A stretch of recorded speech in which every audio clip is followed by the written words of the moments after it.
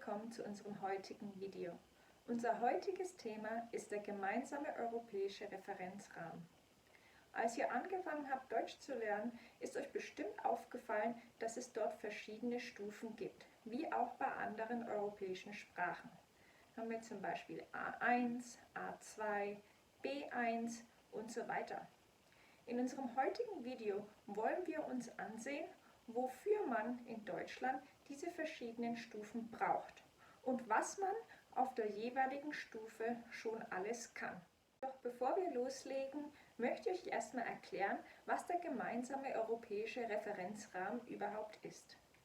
Der gemeinsame europäische Referenzrahmen, kurz GER, ist ein System, das in ganz Europa anerkannt ist.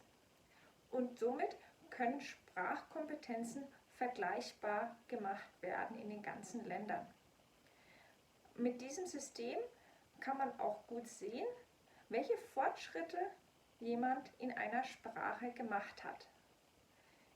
Der GER ist auch eine wichtige Grundlage für die Curriculumentwicklung, für die Erstellung von neuen Lehrwerken und auch für die Sprachprüfungen.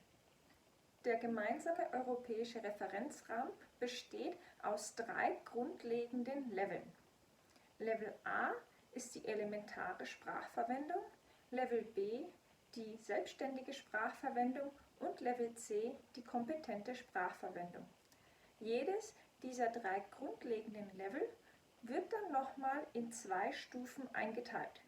Zum Beispiel Level A wird in A1 und A2 eingeteilt.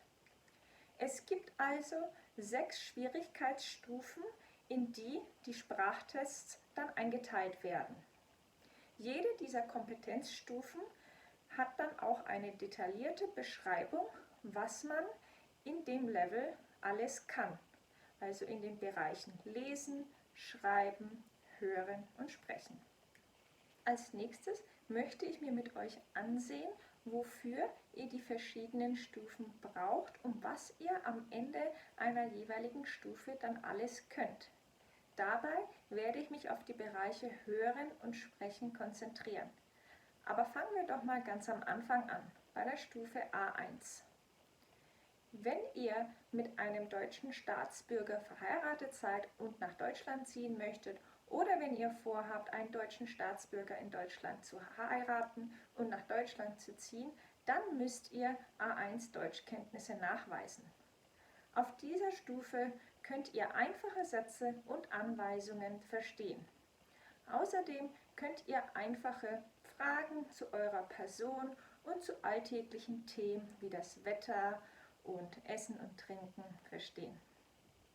Im Bereich Sprechen könnt ihr euch vorstellen und der anderen Person Fragen zu alltäglichen Themen stellen.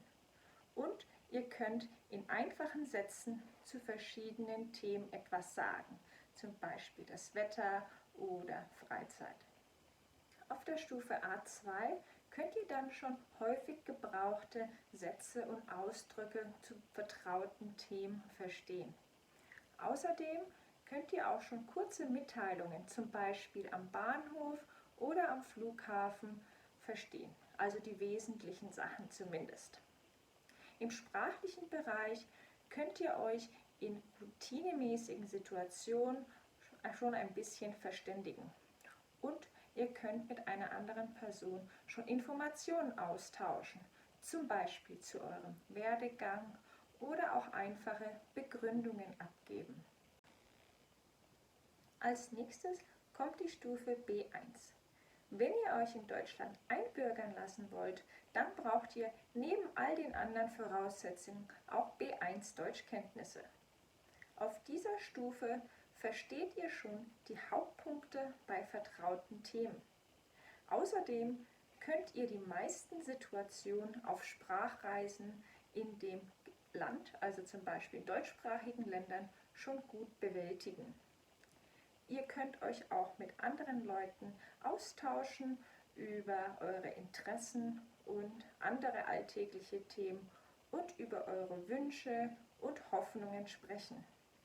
Außerdem könnt ihr auch zu Plänen, Begründungen und eure Ansichten teilen. Jetzt kommt die Stufe B2. Ihr braucht B2 Deutschkenntnisse, wenn ihr in Deutschland arbeiten möchtet oder eine Ausbildung machen möchtet. Außerdem sind B2 Deutschkenntnisse eine Voraussetzung, um mit der Berufserlaubnis als Pflegekraft in Deutschland zu arbeiten.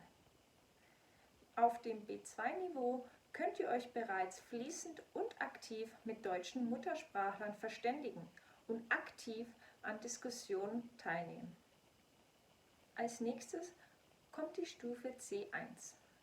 Ihr benötigt C1 Deutschkenntnisse, um in Deutschland zu studieren oder um eure Berufserlaubnis zu bekommen, damit ihr in Deutschland als Arzt arbeiten könnt.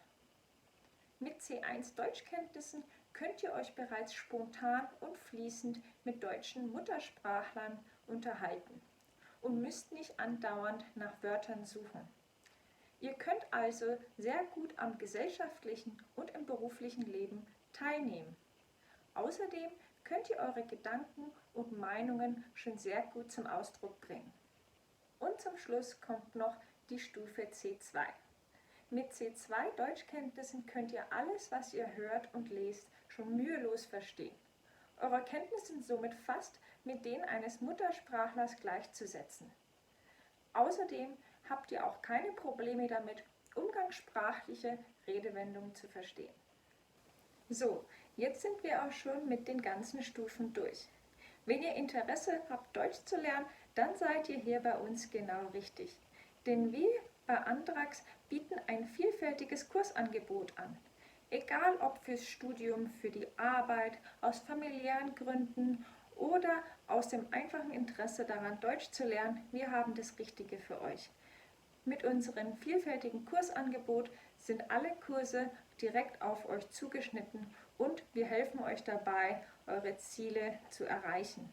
Schaut euch mal auf unserer Webseite vorbei oder schreibt uns eine E-Mail. Auf unserer Webseite findet ihr rund um unser Kursangebot noch viele nützliche Informationen. Und das war's auch schon für heute. Ich hoffe, euch hat unser Video gefallen.